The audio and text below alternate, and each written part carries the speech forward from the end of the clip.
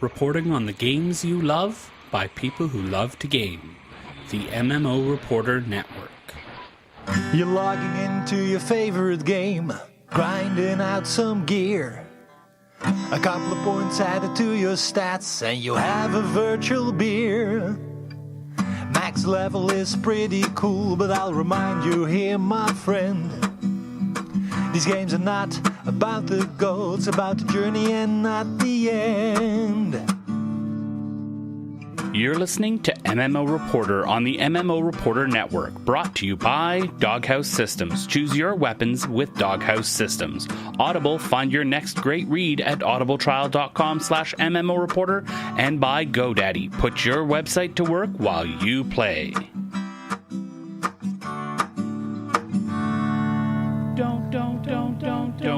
Don't forget about your ults you need to cherish. Each and every little character you've got, no matter what level they're at.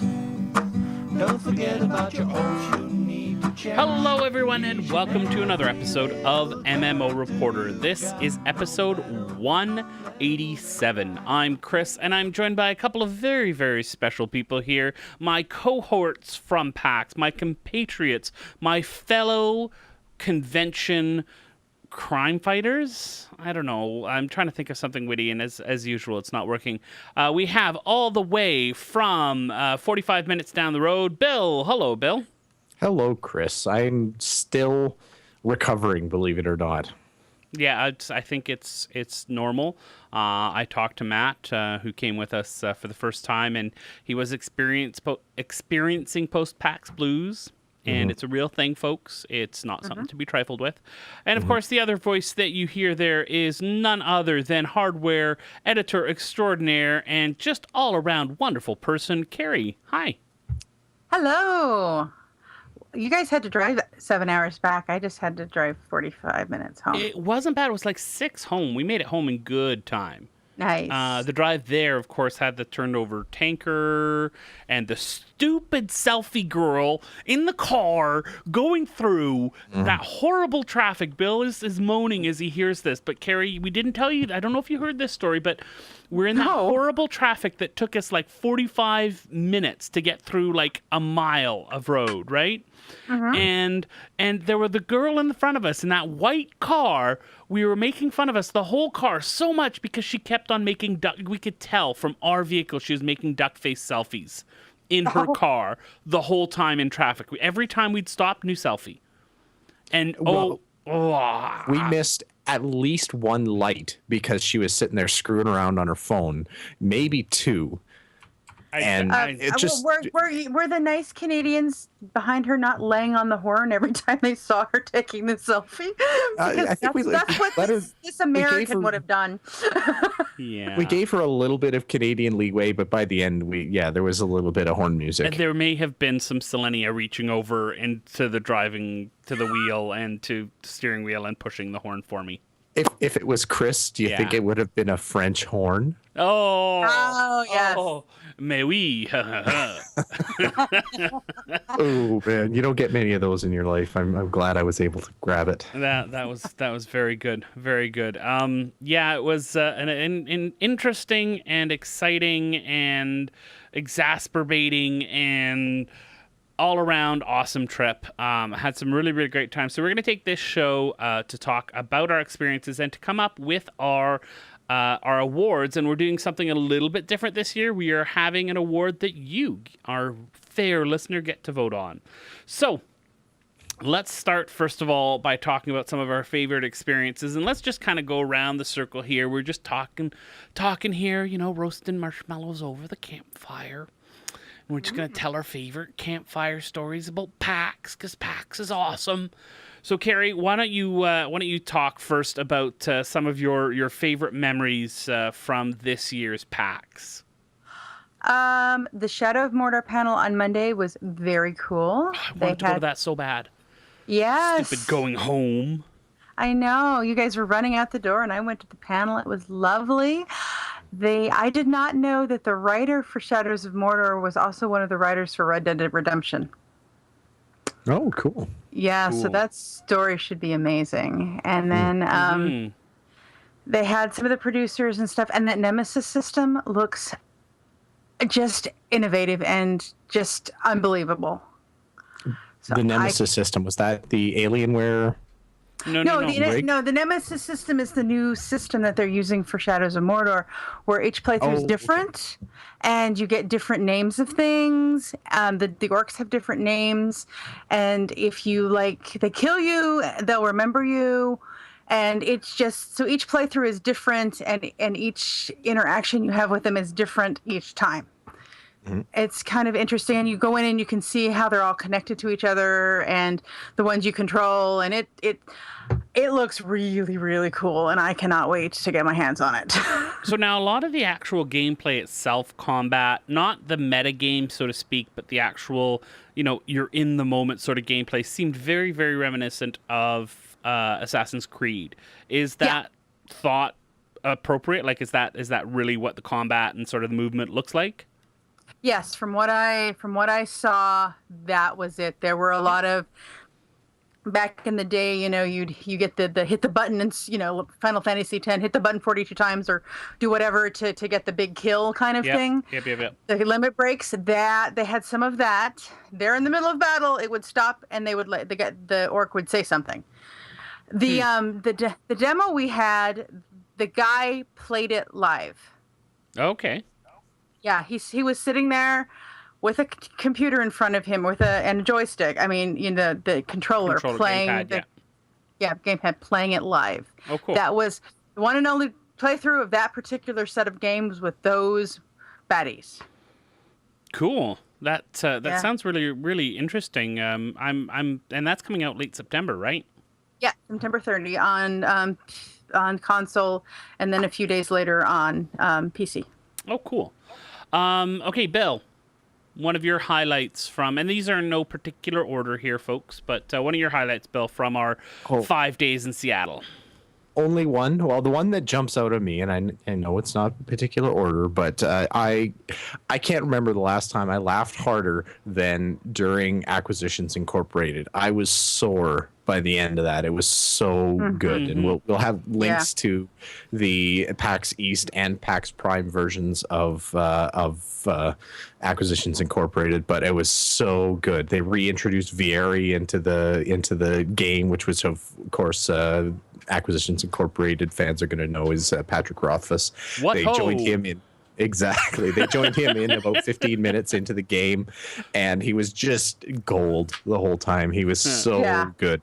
Yeah. Morgan Webb was quite good in there as well. The Scott Kurtz, Mike Rulik, and Jerry Holkins were their usual funny selves, but just together it was so good. Chris Perkins is such an amazing DM. It's just fun. Busting laughing. Yeah, it's always a high. I didn't get to go last year because of work, and we made sure this year that our entire experience was for that day was built around being able to go for that, because you weren't able to stand in line before 6, right, Carrie? Oh, absolutely not. They didn't want you in line before 6 o'clock. So we showed up at what, like 6:02, 6:03? Yes. Something like that, yeah. And they were letting the several hundreds of people already in line into the theater. If there was less than 1,000 people ahead of us in that line, I will eat my hat. Yeah. And go ahead. They were not technically in line. They were loitering on public space. Yeah. But, okay, here's the thing, and I know that all the PAX veterans out there will say, "Well, it's your own fault for trying to show up when they say to show up." If you know if you know PAX properly, you need to make sure that you are there early. You must be there a minimum of 2 hours before the stated time. We were there 2 hours before the stated time. The stated time for the start of the line was 6 o'clock. We should have been there at 4 o'clock to be there in the line for the 6 o'clock line that didn't occur. When PAX line, I think we were just fine. PAX lines, when the PAX Line's Twitter account and the enforcers say, "Don't you dare line up until 6 o'clock," that means show up at 4. Right. Oh. Right. Okay. Yeah, That's but just anyways, we did math, fine. We and had now we know. decent seats. We were really good, a little bit to the side, and it was interesting because a small part of me thought, well, you know what? If we just sat a little bit further back, we would have seen the big screen better. Yeah, my But- neck hurt. But being able to be that close was also, I mean, a big part of it too. You get that energy, right, that you don't get from the screen. So that was really cool. Agreed, Bill. Acquisitions Inc. is amazing. Now, I'm gonna go.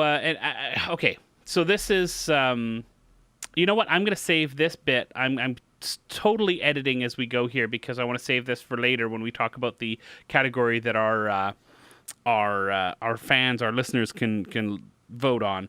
So one of the things that happened, and you can check out the video on our YouTube page because all of our videos, we've got a few left to go up still. We're madly editing. I've spent like 2 days on the Orcs Must Die panel. I'll explain that later. Yeah. Just because we had 2 cameras there, so putting everything together is time consuming. Anyways, worth it though. So we go to do the Guns of Icarus demo. Here's the thing that a lot of people don't know. When we go into these demos or to these presentations or these interviews, we don't know what the other side is going to offer. Everyone is different. Some people are like, okay, what do you want to do? And they ask us, and we have to lead. Others are take us through a particular demo. And they have their spiel that they go through and sort of that. Others, it's just an interview. Sometimes it's a demo, then an interview. So everything is different. So you never know what you're going to get. And that's what makes PAX so awesome because we get to see so many different ways of presenting games. So we go to Guns of Icarus, which we've all played and had a good time with. So we know the game and really enjoy it, and the developers are fun. And we go, they're in a suite, actually in the same hotel we were in, and they're showing it there in their suite. And so basically they had 2 stations there, and Matt and I sat down, and we just played through a co-op match, which took about 20 minutes or so. And the thing is that the PR person shoutcasted our match live as as our sort of narration to our video. Yes. And that was so cool and different. And so go check out that Guns of Icarus video because it's kind of cool. And, you know, we were the heroes. And the funny thing about that is Matt and I were so bad. We should have been able to kill a boss in like 30 seconds or so. We didn't get it down in the 10 minutes from when it showed up to the match ended. That's how bad we were. So, yeah. But that's a fun video to watch because it's hilarious. So that was an unexpected, really cool moment. All right, Bill, why don't you give us another one here? Another one of your memories. One of my other memories, Civ Beyond Earth. I got to interview the co-lead designers for Civ Beyond Earth, which was that was really cool. I knew I had an interview lined up to talk to some Civ people, and I had actually just literally like an hour and a half earlier gotten out of the Beyond Earth panel where where they had the designers and a couple of the artists and that kind of thing. We'll actually have a link to that video in the show notes here. I think I've posted it in here somewhere. But anyway, so I was going into the interview expecting to get a marketing person or something like that, and here it's 2 guys that I just would listen to for an hour talking about Civ. So that was actually a pretty cool experience. But I mean, ultimately, and Beyond Earth itself looks really good. If you like Civ, you're gonna love Beyond Earth. That's just the way it is. So there's not really any surprises there, I don't think, or anything like that. But that doesn't mean it's not good either. Oh, awesome. My addiction to Civ 5 has faded somewhat due mostly just to lack of time. And I'm surprised that I don't hear it slowly calling me back yet. It'll take a bit, but I'm sure I'll get back there.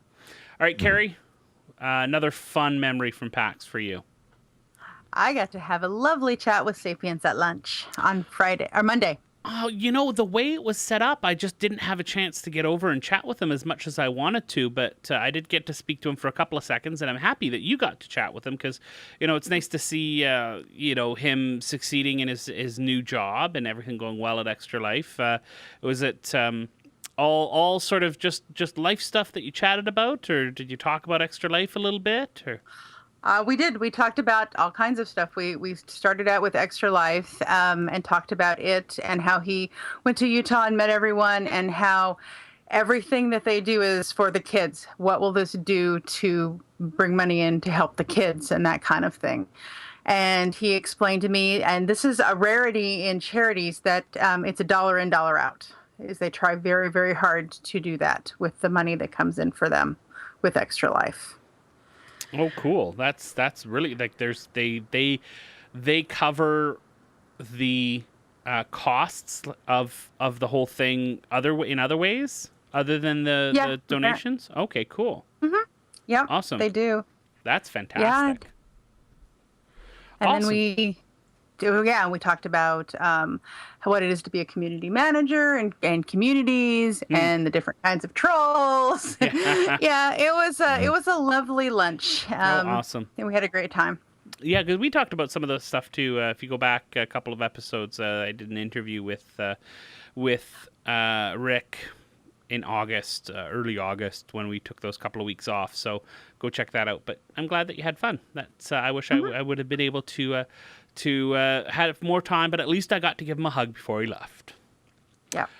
All right. As for me, I really once again got to hang out with David Brevik, who's just one of my favorite people to hang out with at PAX. It's sort of every year we get together at some point, and we had dinner last year, we had lunch this year, and just getting to talk to him. I mean, we talk about Marvel heroes and stuff like that too, but he's just such a down-to-earth guy to be so high up in a company that is doing fairly well, and to be so down-to-earth when you have to deal with all that stuff too, and the amount of travel that he has to do. It's always just a really, really pleasant experience. And okay, this is another video that everybody has to go check out because something was going on in the convention center. In our video, you can distinctly see immediately behind us 2 separate incidents where people fall. I thought one of those was Steve. Yeah, no, right, there's one that's off camera. That could be Steve. People will have to look really close. But yeah, we're in the middle of the interview and one guy slips, and it was raining this day at PAX, and they had their mats at the front door, and then it's tile. But of course, people are stupid, and they walk full speed, and they don't dry their feet on the mat. They just keep walking. And so the one guy, the minute he stepped on the tile, his foot started going. And he was carrying a glass bottle of milk or something, chocolate milk, something like that. And he totally did the cartoon, whoa, whoa, whoa, juggling the bottle thing. And I could sort of see it in the corner of my eye. And then smash, the bottle fell off camera. But you can totally see that in the video. And then there was another woman coming in bringing, what is it called? Jimmy John's? No. Is that what it's called? Jimmy John's is the sandwiches. Yeah. Yep. So a box full of subs, and she was bringing it in, and she fell on her butt. She fell backwards, legs out in front of her, boom. And we kept the interview going. We're bad people. But I ended it, as soon as David was done that question, I'm like, thanks for talking. It was fun. Bye. Because I was just like, okay, we can't keep talking because it's going to look, So she was, a couple of enforcers were around her and helping her out and stuff like that. But yeah, I don't know what was going on with that. But I'm amazingly excited for Rogue, for Marvel Heroes. Distorting gravity all around you. Oh, I know.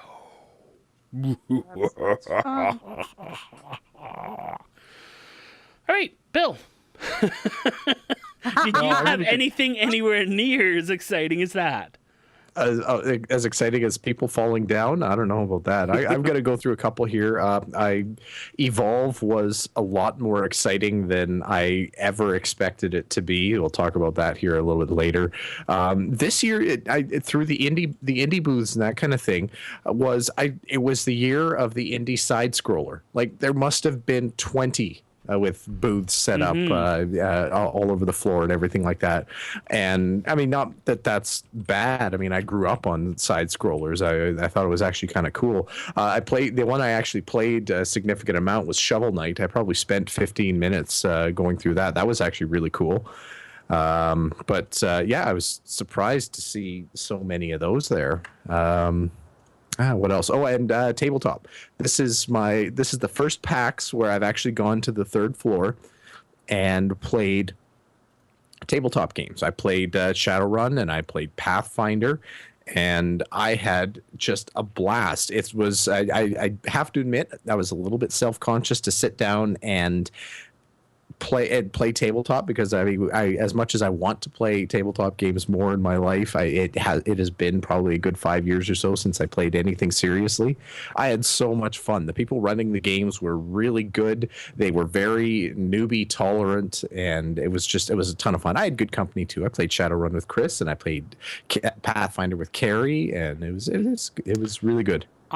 Carrie, you talk about your tabletop experience too, because it's kind of all intertwined here. It was pretty, like, almost all of us on the team got to do that, and it was a departure from the norm. It was fun. Yeah, I got to play Pathfinder twice. I played with Bill and Asani at a table, and 2 days before, I went in and played with a group, and in our group we had a young man who his mom was bringing him in that day, and mom wasn't going to play, and I'm like, no, grab a character, this is going to be fun, you need to play with us. So we had a blast, and I got to watch a young man fall in love with tabletop RPGs. Oh, awesome. He came, yeah, when you go out, so when you would play, they would like mark your card, and you would go out and you would get a chance to win stuff, and he won the $50 core rule book. Oh, awesome. And he came back and he's going, can I do this again? This is my favorite part. And they're like, go get back in line. And they probably spent the rest of the afternoon there. But I watched somebody fall in love with tabletop RPGs. Nice. Very That's cool. awesome. That's right. So, sorry, I'm just thinking about that. My bad luck with those dice for Pathfinder didn't go so well.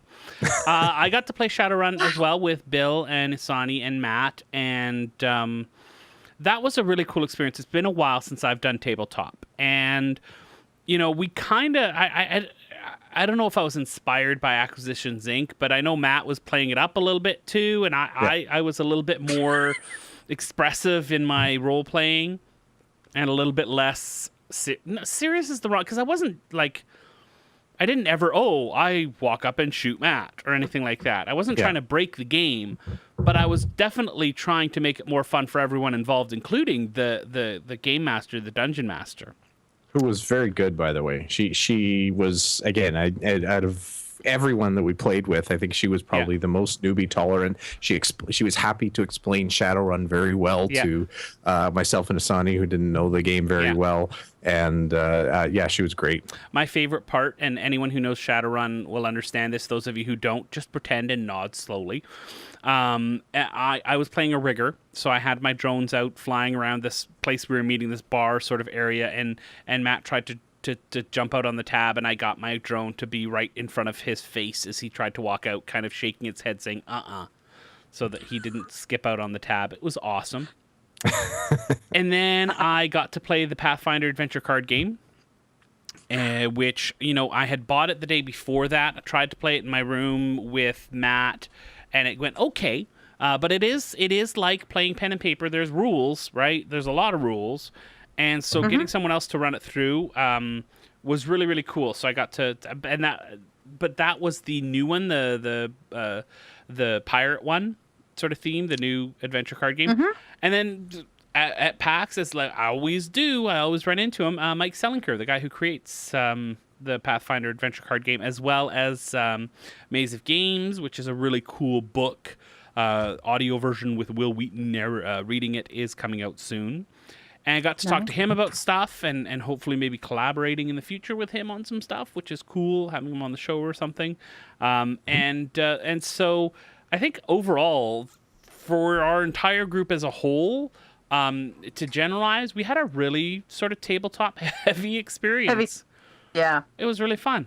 And I think I actually went to 3 panels about tabletop. Yes. James. And one of them is talking about how one of the largest growing segments on Twitch is watching people play tabletop. Right. Yep. Yeah.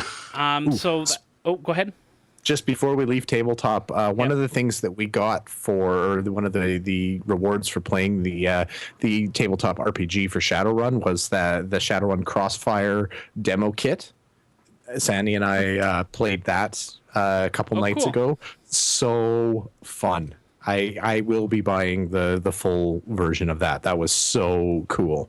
That Like is really awesome. I've played a couple other deck builder type games before, but this one is actually like you're running missions. It's almost like doing tabletop quests, like if you were playing an RPG or an MMO or something like that, and actually running quests. It was very cool. That's right. That's a lot like what the Pathfinder adventure card game is like, in that you have a scenario which can fit into a bigger adventure, which can fit into an adventure set. So you can finish like 4 scenarios. You finish that one adventure. You finish 4 adventures, and then you finish the whole thing. So, yeah.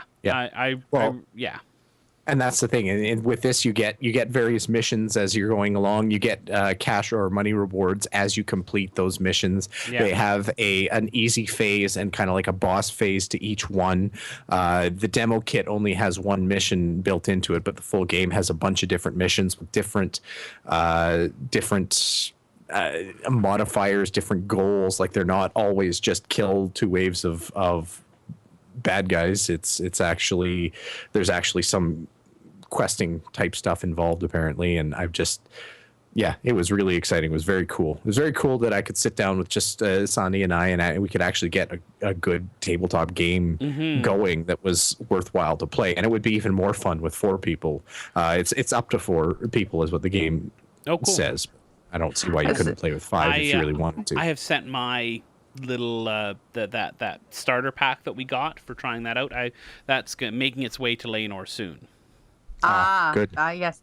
So it's to my house, so I'm going to look at it.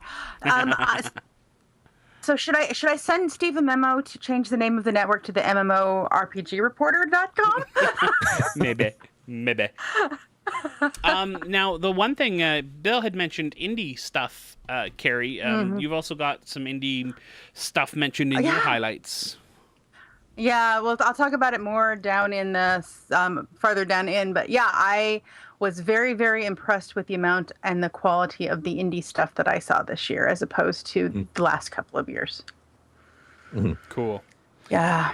And when I say there was a lot of side scrollers, I don't even, like I said, I don't mean that as a bad thing. There was actually some really innovative stuff there. There was Universe 2 that I was actually really taken with. I saw. What else was a couple other good ones there? Dang it, I'm going through my business cards here. There's a neat one called Wander, which I kept meaning to come back to, but didn't. It's essentially a non-combat MMO, and when I was talking about a dearth of MMOs there, that was definitely one that was there. And I had a chance to talk to the guy who was designed that. It was a fellow by the name of Loki, and it was a very weird game experience. It wasn't bad, but like I said, it was completely non-combat, and I think he was flummoxed by the fact that I was flummoxed by what do you do when you're not killing things. So, right. Which is probably a sad commentary, but yeah. That's what it was. So that's something I actually want to get a lot more information on. You're really good at killing stuff, Bill. Yeah, well. One of those things. Well, anybody who plays MMOs we are really good at killing stuff. Yeah, we kind of are. All right. And Bill, you have... Oh, wait. Hold on. Before we get to that, you also saw a few... Okay, Carrie, I think you were the heaviest into panels this year. Some highlights from there at all? I was, yes. Yes, I did. My first panel was a panel about one of my panels was about a panel about molding and casting, which was interesting. I was more for the kind of the tabletop casting, but she was talking more about the cosplay casting. But she was absolutely hilarious. She has she goes by Lily the Bunny, and she has a science degree. So it was the whole thing about where eye protection and... Oh. And we lost Carrie. I just think that's brilliant that they're talking about eye protection. How much safety equipment actually gets brought up at game conventions, really? Yeah, how much... sorry, you were saying, Carrie, she was all about eye protection and safety gear? eye protection, safety gear anyway, even if you're not particularly interested in cosplay molding and casting. She's absolutely hilarious to listen to. She made the entire hour just fly by. Oh, awesome. That's really exciting. Cool. And Bill, you have some wisdom for anyone who ever decides to go to PAX and decides to partake in the nightlife. Wait, yeah, exactly. So I'll give you a quick rundown of our Friday night there. We went out and we planned to record our daily show at the Carbine party to celebrate Wildstar having been out for a while and everything like that. And it was not bad. It was kind of fun. We talked to a few people there. We saw a few displays and everything like that, but it was kind of a tame party. It was in the basement of it wasn't a pub, but it was kind of like a semi-pubby restaurant. What was it called? A comedy club. Oh yeah, you're right. Pardon me. So yeah, it was a comedy club. There you go. And it was okay. It was nice, and I'm not complaining about it. It wasn't the same as the taking over the entire Hard Rock Cafe that it was the year prior. So I'm getting to a point here. Stick with me, honest. After that, we made a run over to the Tryon party, which, again, okay. We talked to a few really cool people. I think you ran into one of the devs while you were there, Chris, as well, and had a chat. And it was cool. We got there a little late, so all the drink tickets were gone and everything like that, and we had to mortgage our house to get a beer and everything, but it was okay. And then after that, rather than hunt around for more parties, we actually had a really nice time heading over to the Rock Bottom pub and just BS'd there until everybody was done, and it was good. The next day, and in days following, I heard about other parties that were going on. Apparently, the Twitch party was through the roof. Twitch, of course, getting massive amounts of new funding from Facebook, from Amazon a short while prior. And the BioWare party for Shadow Realms, where it was apparently just incredible. So my advice, and where I'm going with this, because this has actually been a pattern over several years of going to parties at PAX. If you're going to go to a party at PAX, go to the party. If you have to choose between two, go to the one for the game that's coming out, not for the game that's already out. Because the game that's coming out, they're trying harder. I guarantee it. I will. There are some notable exceptions. The Turbine parties are always awesome. True. Not that they throw them anymore. But yeah. There's always an exception, but if you need something to make a decision on, that's a pretty good rule of thumb. Yep. And I will say that I had fun at those parties, and it was I did get a little bit bear hugged by Tony from Carbine, the community manager. It may have been awesome. You should check out the video. Yeah, that was we couldn't hear a thing, and suddenly it was like a Clash of the Titans. Like, what? What just happened here? Yeah. He also plays a Granok warrior because he is smart. And then the last thing that I sort of wanted to mention, and I bet you, well, no, okay, I'm not going to bet anything because I don't know what other people saw, and I'd love to hear in comments from anybody else who attended PAX what they saw. But there was a whole day, Saturday, where I wasn't on the show floor at all. I wasn't in the convention center at all. All of my appointments were at the Sheraton, at the W, at the Grand Hyatt. They were all around. Not only that, they weren't even all in meeting rooms. I think like 3 of those were in suites that those companies had rented for that time. Mm-hmm. And so this is a kind of trend that slowly started in the last few years. It used to be that people used to have, and I think, Bill, you've come to a couple of these with me, meeting rooms for media presentations on the sort of meeting rooms they have in the convention center overlooking the floor, the show floor. Mm-hmm. Mm-hmm. And now they've moved these off-site. They don't do, like, Wargaming still had theirs on the show floor. Nosgoth still had theirs through Square Enix. But, you know, some of these other ones. And 2K was still on the floor as well. They actually had media booths set up around their expo hall space. That used to be the way that it used to go. I remember that for Terra, for example. Mm-hmm. But The MMOs definitely have moved off site, and I think it's a way to save costs while still having a media presence at the show, even if you don't have a fan presence. And I really noticed that. Bill, what about you? Well, yeah, I totally did. BioWare had a panel room booked for the entire show. Like usually, if you're getting the panel room, you're giving a presentation, and then you clear out, and someone else comes in and presents, and that kind of thing. BioWare had on I think it was actually I can't remember if it was the third floor or the fourth floor. Grand Hyatt lobby. Yeah, and they just took over that entire room, and they did their own. Do like wargaming. They don't. They've moved these off-site now, and the show floor, overlooking the floor. They have in the convention center on the sort of meeting rooms. Their media presentations on a media presence, still having media to save costs while still a way site. And I think it's definitely have moved off the MMOs. But for Terra, for example, used to go. I remember that would be the way that it used to. And Space. That used to. Yeah. Right. Their expo hall, their around their media booths set up as well. They actually had 2K was still on the floor. Other ones and floor. Grand Hyatt lobby. I can't remember if it was the third floor or the fourth. I think it was actually had on the kind of thing. BioWare had that entire room, and they just took over. Yeah, someone else comes in and presents, and they've moved these off-site. They don't do like wargaming, and they did their own, and then you clear out, and you're giving a presentation on the sort of meeting rooms they have in the convention center, overlooking the floor, the show floor. So a way to save costs while still having media presentations on, and for Terra, for example. But 2 former panel rooms, which is one thing I noticed. Yeah, one thing I noticed this year was less concurrent panels going on. Because BioWare had one of the panel rooms, and in the Grand Hyatt, they had another one. Disney had something. Them dancing. Yeah, that's usually panel rooms as well.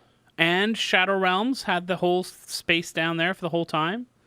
At the end, sort of past where the Destiny panel was. So yeah, a lot of stuff. And I think it's just PAX is so big, it is going to continue to evolve in the next few years. And it's still so young. It's not like they can say, oh, we've been doing this forever. We've figured out how to do it. You know, this is really, since it went this big, I remember the first one we went to, Bill, was what, like 40,000 people? And now it's 70? Yeah. And that's only 5 years. Yeah, well, it's actually probably closer to 90 now, because I think they hit like 25,000 a day now is how they're counting it. So there you go. So unfortunately, the Seattle Convention Center isn't big enough to handle big conventions like PAX can be. So and I'm wondering, like, how do they grow? Like, where do they go from there? Like, they can't. They have to evolve in the space that they've got. Can they go into Quest Field? Take that over? It doesn't have convention space, right? And it doesn't have there is a Quest Field doesn't have a roof. Neither does the baseball stadium. And last year, the Thursday night of PAX, when we had our party, there was a football game in town too. So it's the beginning of football season. There is some space at Quest or Century League Field, I guess it's called now, that they can use. But near where my office is, which isn't too far from the convention center, they are building more convention space, but it's only in like a 2 square block area. So I don't know how that's going to help fix the PAX problem. And I don't think there's going to be a solution. I think it has to be accepted that PAX will always be this busy, especially PAX Prime. Probably PAX Boston, and we'll see it. PAX South still has tickets, right? PAX Australia still has tickets. Well, and hopefully I think PAX East is becoming pretty much established now. Hopefully PAX South becomes established quickly. And then we'll see a little bit of dispersal, because I always feel bad talking about PAX when the context of it is, if you didn't get in and buy tickets within the first 3 minutes of availability, you didn't go. Yeah. and that unless you were buying them on eBay or whatever. But getting tickets to it is really hard. But if you get the opportunity, absolutely worth it. If you've got just the tiniest bit of gaming to you, then PAX is worth it. Absolutely. Absolutely. All right. So, ladies and gentlemen, boys and girls, it's time to move things along to the annual MMO Reporter PAX Prime Awards. So, let's get through. We've got 3 categories for this year. We've got Most Innovative, which we'll be talking about in a moment. We have Most Unexpected PAX Moment, and that's where you're going to help us out. And then, of course, we have Best of Show. Now, there may be some bitterness from a certain discussion that occurred at the end of the last calendar year, where some people on the network decided that Final Fantasy XIV was Game of the Year. And while it is a fantastic game, love you, Carrie, I do not agree with that title, and I fought vehemently against it, but lost. There may be some bitterness, and the fighting may get dirty. Just warning you now. All right, let's start with the first category, and we are going to talk about Most Innovative. This is something that absolutely blew your mind for its innovation, for what it was bringing to gaming. This could be hardware, this could be software, this could be a game. It could be pretty much anything that was something new that really blew your mind. Bill, why don't you start? Well, I'd say I'm going to go first, and I'm going to preface this, and I realize this is probably digging a hole for wanting to win, I guess, but I kind of anyway. The big thing for me that I think is probably going to be the most innovative was actually a combination of a few different games that are going down this road, but it's really the 4 versus 1 combat games. We saw Evolve on the show floor, which looked really, really cool. It basically looked like Left 4 Dead with a really awesome PvP component made into an entire game. Evolve was really cool. Shadow Realms, I've only heard about it because I wasn't fortunate enough to get to play it at PAX, unfortunately, but it sounds even more awesome than Evolve. Fable Legends is doing a similar thing as well, too, where you're getting kind of a 4v1, 4v Dungeon Master type thing. Didn't get to see that at PAX, but that's in that ballpark as well. And I think this is the innovation. This is going to be the new thing. It might not be innovation because I'm sure someone's going to come up with some kind of indie game or something like that that's been doing this for years that I just didn't know about. And yes, you're just stupid, Bill, whatever. I think this is going to be a trend, and this is going to be the big games or the big thing we're going to see over the next year, maybe 2 years or something like that. And I think that's going to stand out. So as far as innovation is concerned, that's what kind of jumped out at me. That said, I mean, there was nothing that was like blow the roof off new and exciting at PAX for me this year. This is I think an evolution of kind of gameplay, but to me it's a very cool an evolution. So yes, 4v1, Evolve and Shadow Realms, keep an eye on it, and Fable Legends for all you console-y people. All right, Carrie, what about you? I kept ending up back watching the demo of this indie game called Darkest Dungeon. And it's the side-scrolling RPG like Bill was talking about, but the concept's a little different, as in your party gets like stressed when stuff jumps out at them and scares them. They might run away, and they might not be happy because they're underneath the ground with scary things. And so it's all about stress and how you manage stress. And it was a very interesting concept, and the art design is very hand-drawn. Reminded me of like medieval drawings of, that kind of thing and that kind of style. I ended up walking by that booth like 4 times, just stopping and watching the demo over and over. It looked really cool. That's awesome. So it's sort of more like, do you still do combat and stuff, but how do you keep your players sane? Yeah, that's pretty much it. Is how do you keep them from going insane? You have roles. You can have them rest. You can kind of use skills to keep them buffed up, and keep them. You might have a bard type thing who sings songs to keep them happy, Okay. or an extra brave person in front that kind of thing. And I guess there's like the choices of people that you can use in your party are like 40 or 80 at this point, and there's going to be even more. And they've all got something slightly different about them. Wow. So far we have excellence in 4v1 combat games and sort of getting that 4-player co-op that was popularized a lot with Left 4 Dead. I think that's fairly safe to say that that's what popularized that genre. And then we've got sort of a different take on a dungeon crawler where you have to worry about more than just the fighting. And now, ladies and gentlemen, I bring to you the winner of this particular category. Okay, no, we haven't decided yet, but it's mine, so of course I think it should win. Mm-hmm. And that is the experience, the majesty, the wonder that is the Oculus Rift. After many years and failed attempts at trying to finally get my hands on one of these wonderful devices, I sat down and my heart was going a pitter-patter. My hands were sweaty and I was just so excited, and I sat down and they put the Oculus Rift on me, and I was the first one of that day, and I was so happy because I got to do the space sim, which, oh my god, I'm such a fan.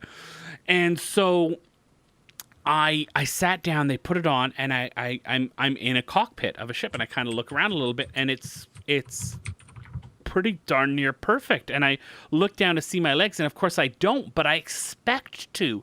There is a moment, a jump where, you think of these two screens, but I look down and no, I don't see my leg. I see more screen. And here's the thing that I don't understand, and what makes me think that this is the most innovative and the most exciting for me, is that for whatever reason, however Oculus Rift works, I don't know if it was my brain tricking myself or the distance of the screens or what, but I saw everything. Like, there wasn't that break of peripheral vision where I expected the sides of my vision to be all black and then to see sort of the 3D.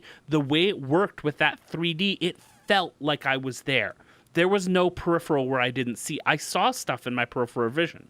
I don't know why. I don't know if I was wrong, and then I'd look over a little bit and the sensors would make everything work. So I know this isn't new tech. I know this isn't something that's brand new, but how this is going is amazingly exciting. And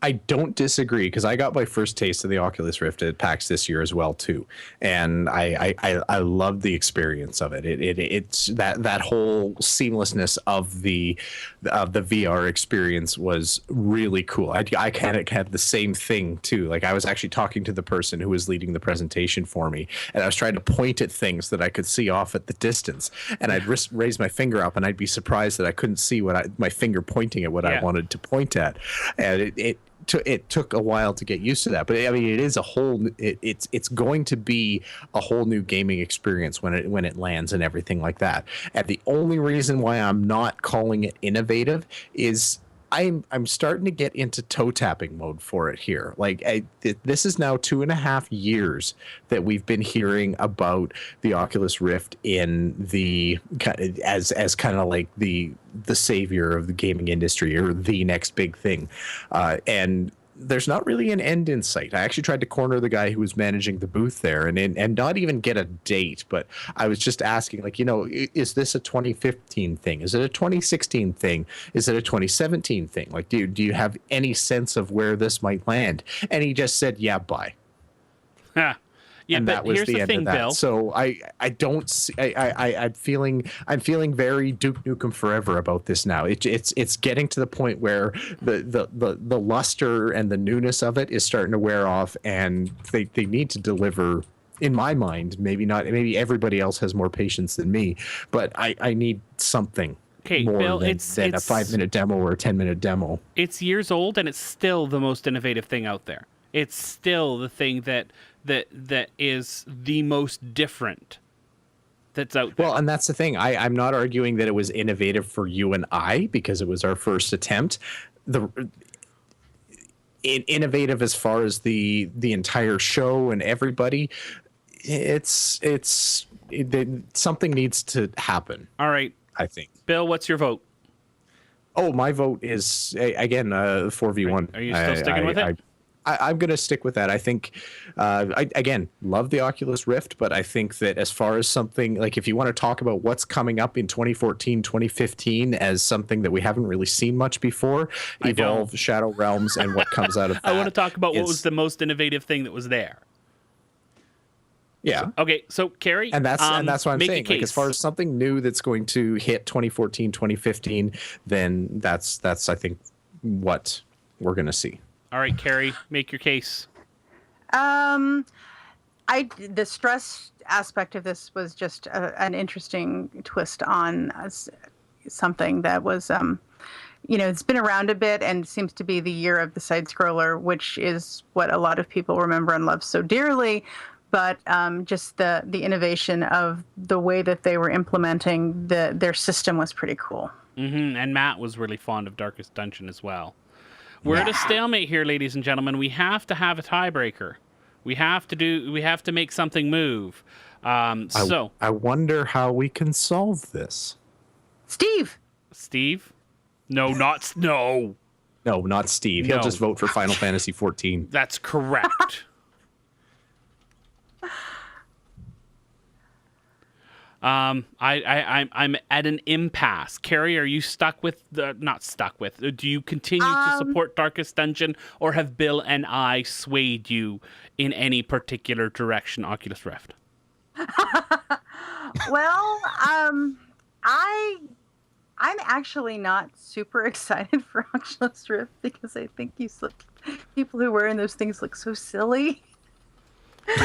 But doesn't mean it's not innovative. Yeah, but I think that 4v1 thing is pretty cool where you've got, come on, Chris, you showed your evil side in that game. Now, did you not? In Shadow Realms, I did. Yeah. I did. I played that. I played that type of game, and I still don't think it's as innovative as the Oculus Rift. So I have decided that we are going to have a tiebreaker here, since we're doing that. Leonor, Oculus Rift or 4v1? Remember who signs your paychecks. Oculus Rift. What's the tiebreaker? He does that every time. Hi. Okay, Bill, you have 15 seconds to make your case. 30 seconds to make your case. Elevator pitch to Leonor about what was the most innovative thing that you saw at PAX. Ready, set, go. Okay, I guess I'll go first.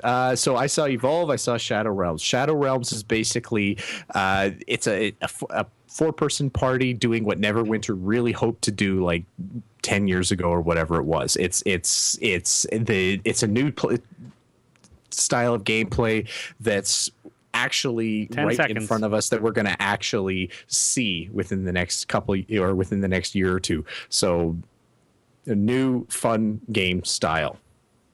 Okay, and Carrie. Well, Darkest Dungeon is a side-scroller that you manage people's stress in instead of like hit points and things like that, and they can go crazy and run away. And it's got a really, really cool art style, kind of hand-drawn looking, kind of medievalish style that is like super cool, and everything is like super customizable, and it's all indie and stuff. Okay, I'm done. Okay, and Leonor, are you ready for the winning argument? Go on. Okay, timer, ready, set, go. Okay, Oculus Rift, an amazing virtual reality experience. I got to play a flight simulator where I wasn't sure where the screen ended and my imagination began. I was in a space simulator and I felt like I was in space. It was the most amazing experience that I've ever had in my life. Very near a religious experience for me, and I want to play everything on this now. Just the sheer involvement of VR in such a seamless way into the game was amazing. Okay, Leonor, you need to pick. Doom, doom, doom, doom, doom, doom, doom. Well, I have to say, since Carrie and Bill both have picked like very unique and cool games, I have to give it to Chris because it's innovative. God, you sounded ill Fine, as you go were That saying away. was like, I have to choose. No, okay, pick whichever one you really think. All joking aside, which of the three seems like it would be something that you would want to play? Like the 4v1, 4-player versus one sort of bad guy, all player controlled. Darkest Dungeon, indie side scroller, very unique art style where it's not just Right. about combat, also about keeping up their mental health as well, and the Oculus Rift, which is a hardware technology bringing VR to the masses. Hopefully Right, soon. but with Oculus, I could actually put it on and play a whole bunch of other Yep. things instead of just playing one style in one video game. So I have to give it to the Oculus. Okay, awesome. Thanks, Leonor. We may call you back because we've got Game of Year in a while. Thanks, Leonor. Enjoy your holidays. I was Thanks for half jumping in. expecting Final Fantasy XIV to be the most innovative product at PAX, even though they weren't there. You all suck. Okay, Leonor. Thanks. Bye-bye. Bye. All right, there we go. We have a winner, the Oculus Rift. And I think that we have two worthy contenders here. Yeah, I mean, ultimately, it's all cool stuff. It's going to, all three of those things are going to be worth trying, and just one of them we're not going to see until 2016 or 2017. But, it'll be fun when it does finally come out. Yeah, I did hear something about a price point for it, though. Oh, Well- I know. The rumor I heard was that it was going to be like a $200 to $300 product, and I can't even imagine that. That's That's awesome. what I heard. It would be under $400. Yeah. That's awesome. That's Oh, well, there you amazing. go. Yeah. That's I you know what? A friend of mine from Seattle has Star Citizen and is getting an Oculus Rift. Oh man. It should be there now actually. I should check with him. We might be taking a break from So, PAX I need- next year. Do I need to go by his house and pick up his Oculus Rift? Just borrow it, air quotes. All right, so the next category, ladies and gentlemen, boys and girls, wonderful listeners and viewers alike, we are going to need your help for this because we are each going to tell you a tale of our most unexpected PAX moment and how this was something that just jumped out of nowhere. We weren't expecting to do this, and it just made the show for us in some way. So what we're going to do is we're going to put up a poll on the show notes on the page, and we'll announce it next week. You can vote on which most unexpected PAX moment is the MMO reporter favorite. So I think, Bill, you started the last one. So, Carrie, why don't you start this one? I'm going to have to go back to the indies again. I was really, really surprised at how many of the indies I grabbed cards for and are excited to look at. There's actually one that is not even coming out for a while that is going to be on PlayStation 4, and it's like, that indie might make me buy PlayStation 4. Wow. Yeah, it's the from the people who made Charlie Murder.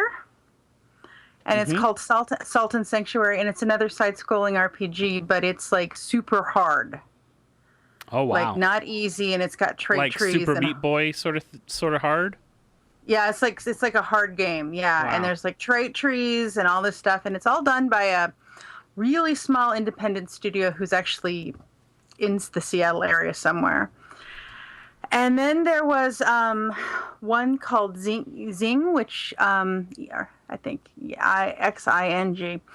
Anyway, that one ran on Oculus Rift, and it's like a Chinese Asian puzzle game, and that looked pretty cool.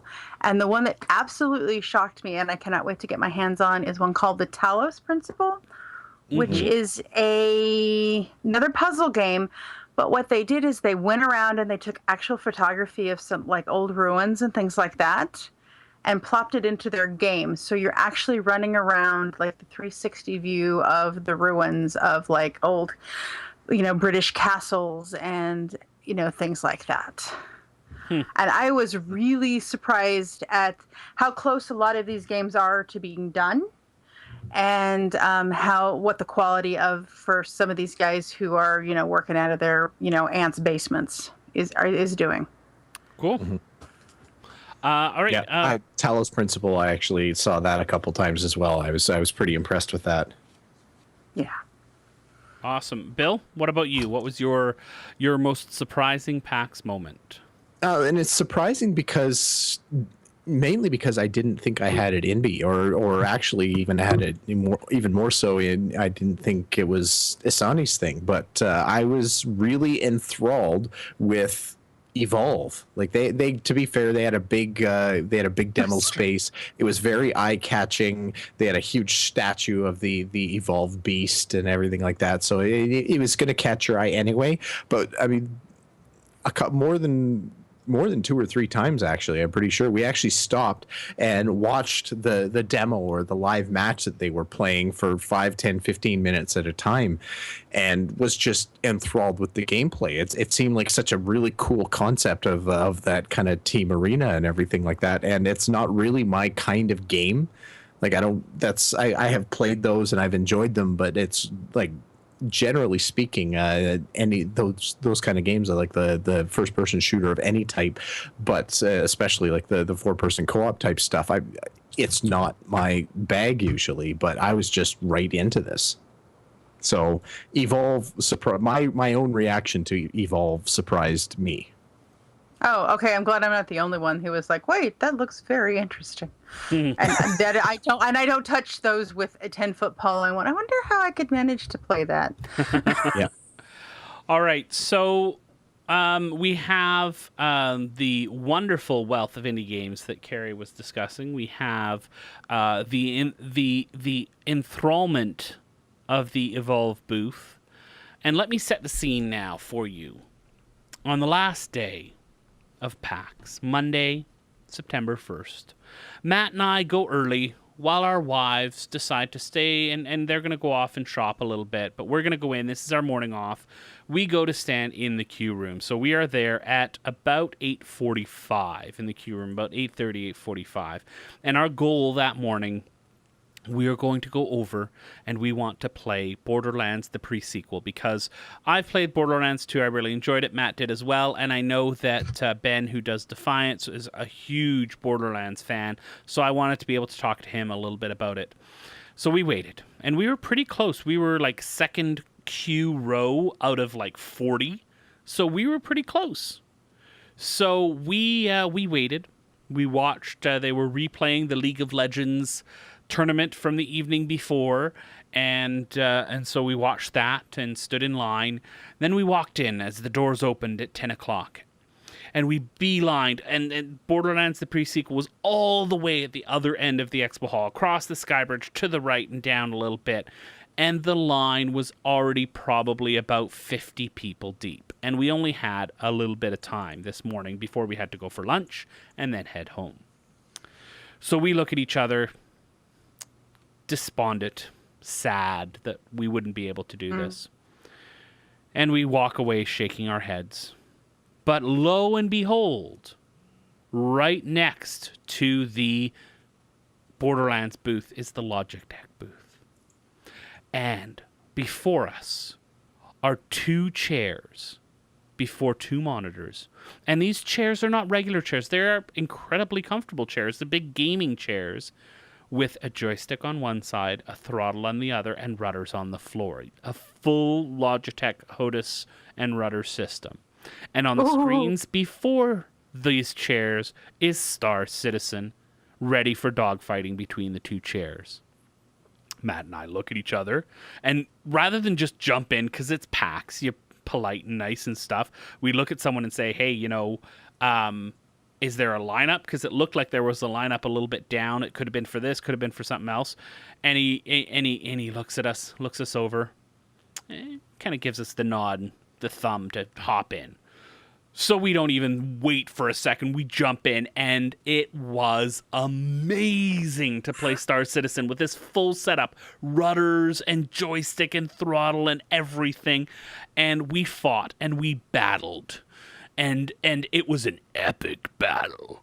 But in the end, I lost. My ship blew up when all my weapons had been destroyed, so I rammed into Matt at full speed.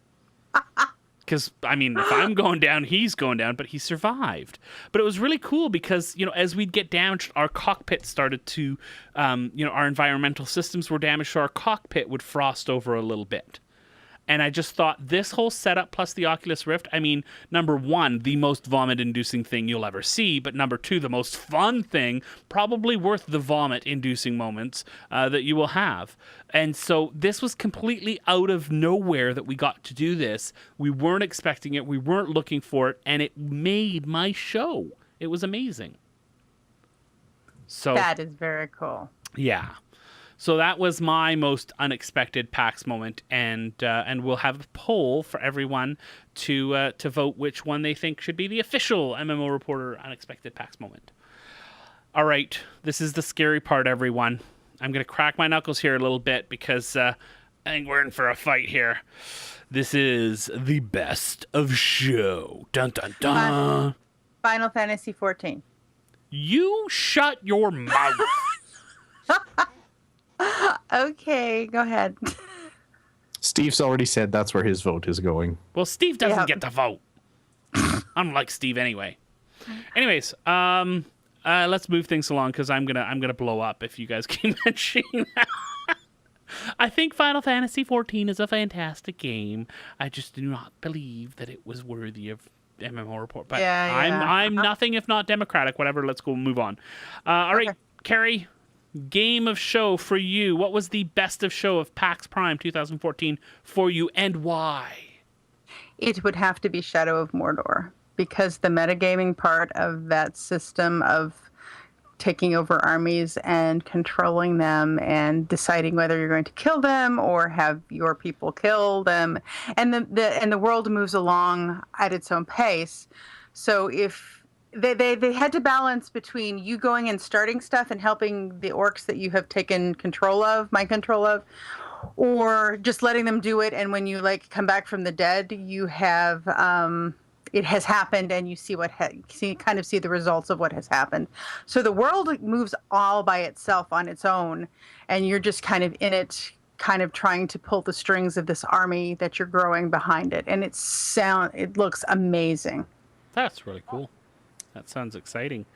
I'll go next, and I'll since I've gone last for everything else, and I want to talk about Shadow Realms. And we'll have hopefully in the next little while, because we weren't able to record the panel in its entirety. We hope to have a video of the Shadows of Mordor panel out soon. TM. I'm going to talk about Shadow Realms, and I don't have any gameplay because we weren't allowed to show gameplay, but I do have an interview with Gabe Abantangelo, who was formerly the lead combat guy over on SWTOR, so I interviewed him a few PAXs back for that, but is now one of the developers on Shadow Realms. Shadow Realms is one of those 4v1 combat games that Bill talked about, and I got to play this 3 times. A mission 3 times, and you're going to be able to create your own character, pick a class, customize it like you would in an MMO. There will be a meta game, and then when you go in for missions, very much like DDO, you're going to go into these instance missions, and that'll be where most of the gameplay takes place. That's not the meta game. And you basically are going through like a dungeon crawl as your different classes. And I got to play as sort of the big brawler guy with a big sword. And I got to play as the stabby girl, sort of rogue-ish. And so I got to play those. And that was just fun on its own. But what really blew everything else out of the water was being able to play as the Shadow Lord, the bad guy.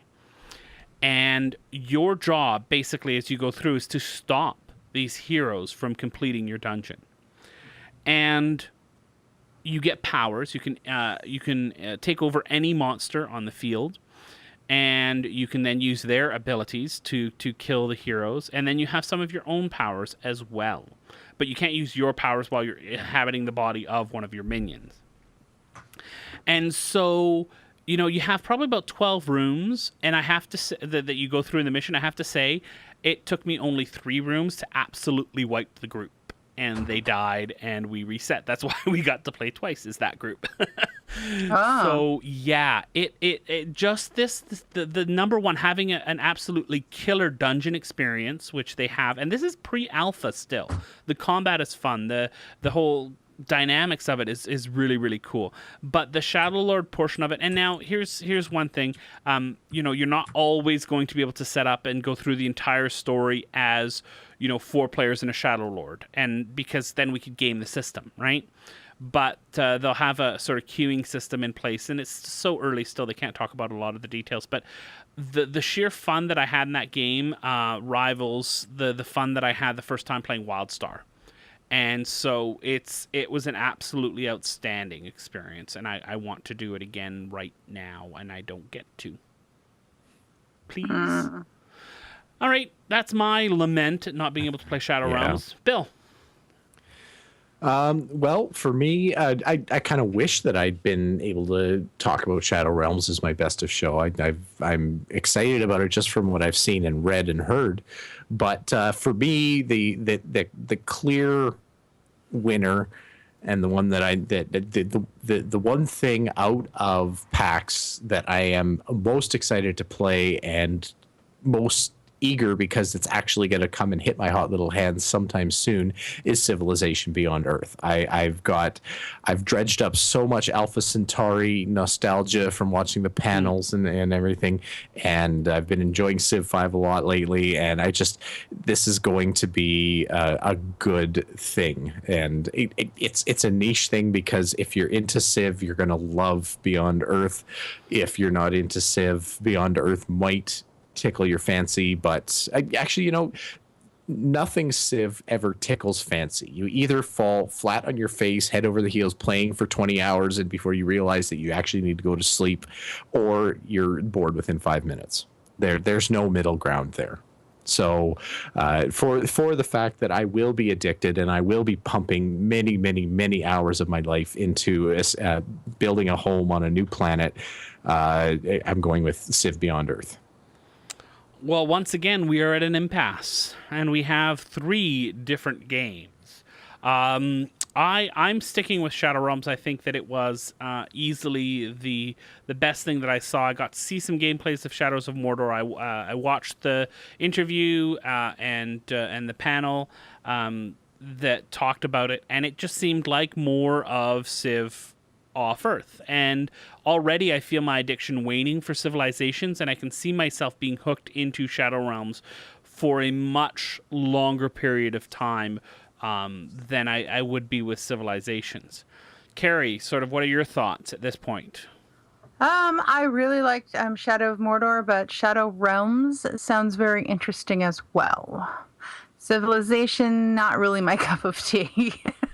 All right, so kind of a little tilt towards Shadow Realms, not a full commitment. Bill, what about you? Have I managed to convince you from your crack gaming ways? No. No, again, don't get me wrong. I am really keen on Shadow Realms, and I think if I'd actually had a chance to play it, I would be even more keen. But with what I've seen and what I know, Civ is for me. All right, Carrie, are you tilted enough that we can call Shadow Realms, or do we need to get Leonor in here? I think we can call Shadow Realms, yes. All right. Congratulations, BioWare and Shadow Realms. You are MMO reporters. PAX Prime 2014 Game of Show with a couple of extremely worthy contenders taking up the runner-up places. Always a bridesmaid, never a bride. I don't know why I said that. That was really dumb. Anyways, I was gonna let it go, but I'm kind of glad you pointed it out. Anyways, no, I think that's I'm happy with that. Although I would have been happy with Shadows of Mordor. I just, unfortunately, Bill, to disagree with you, I see Civilizations being too narrow of a. I think more. Shadow Realms and Shadows of Mordor will both have bigger audiences than Civilization Beyond Earth. I sincerely doubt that, but it's I see where you're coming from. Like Civ is a very niche type of gameplay, but there's going to be a lot more people playing Beyond Earth than I hate to say it, certainly more than Shadows of Mordor, and probably more than Shadow Realms. Well, that's where we disagree, but it doesn't matter because we won. Right, Carrie? Yes. Right. All right, that is it for this week. Just want to say a quick thank you to our fantastic sponsors. Of course, GoDaddy, who made the entire trip possible. We really, really, really appreciate you coming through and being our official sponsor for PAX Prime 2014.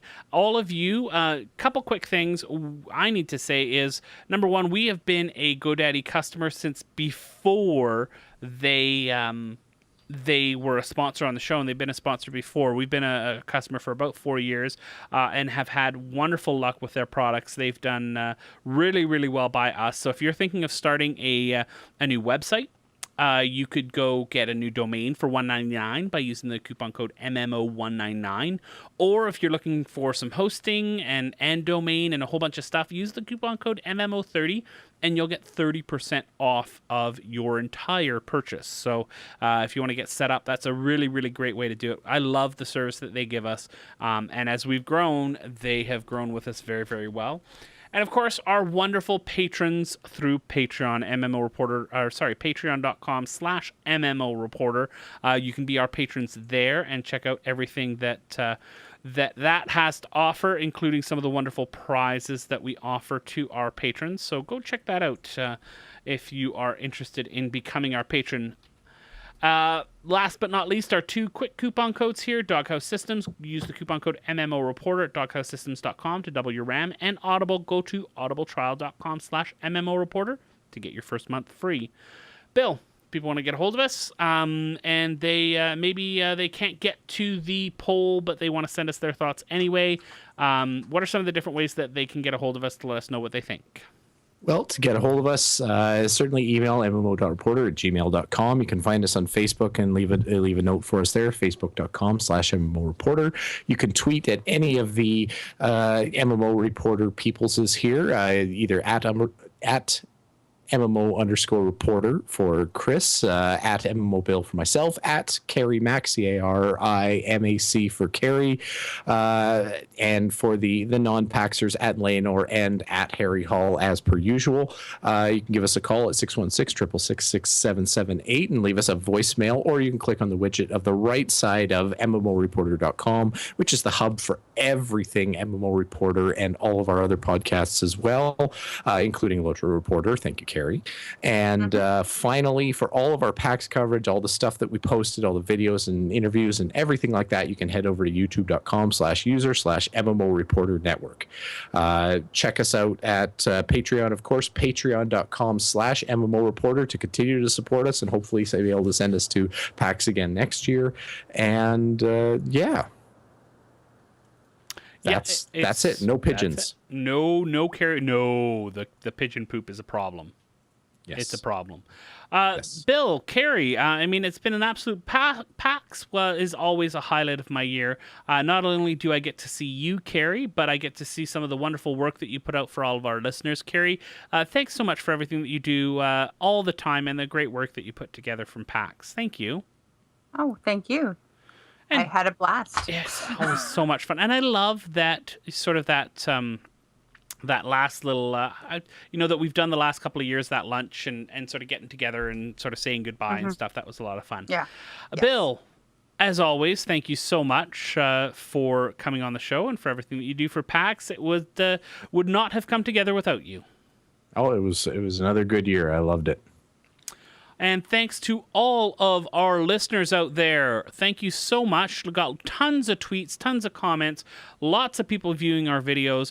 Keep watching them. Keep clicking on those GoDaddy links. Keep on checking out everything that we do because we do it for you. We have a blast. It's a ton of work, but it is so worth it to hear all the things that you have to say.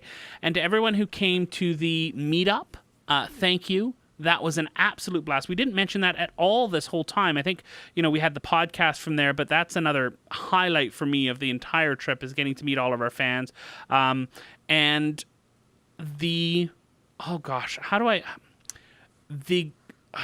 to not sound stupid, but I don't think I can do it. So I'm just going to say it and you two can make me sound better afterwards. Okay.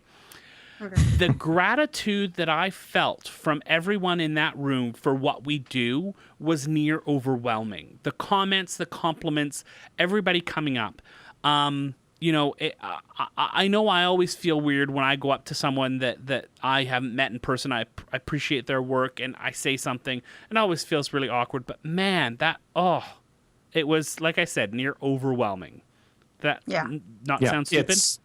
No, not at all. I feel like I say the same thing every year, but it's really amazing and humbling that there's people that actually, I mean, forget that they are carving out an hour or so of their time every week to listen to us talk about games and then want to hear what we have to say about it, but to actually carve out an entire evening of their life to come out and listen to us talk and enjoy our company and have us enjoy theirs down at the pub down in Seattle. It's such a cool thing that these people are that interested in us, and we really appreciate it. It's a really humbling feeling. Yeah. All right, let's leave it at that before we start to cry. Sniff. Thanks, everyone who came out to the meetup, who watched our videos, who downloaded the stuff that we put out from PAX, who listens to the podcast week after week. We really appreciate everything that you do and your continued support of the network. We hope that you keep downloading everything, watching everything, but of course, most importantly, we hope to see you in game. Don't forget about your ults you need to cherish. Each and every little character you've got, no matter what level they're at. Don't forget about your ults you need to cherish. Each and every little... Thanks for watching the video, everybody. Don't forget to check out all the other podcasts at MMOreporter.com or by clicking on any of the links here. And please check out our Patreon campaign at patreon.com/MMOreporter. Thanks, everyone, and see you in game.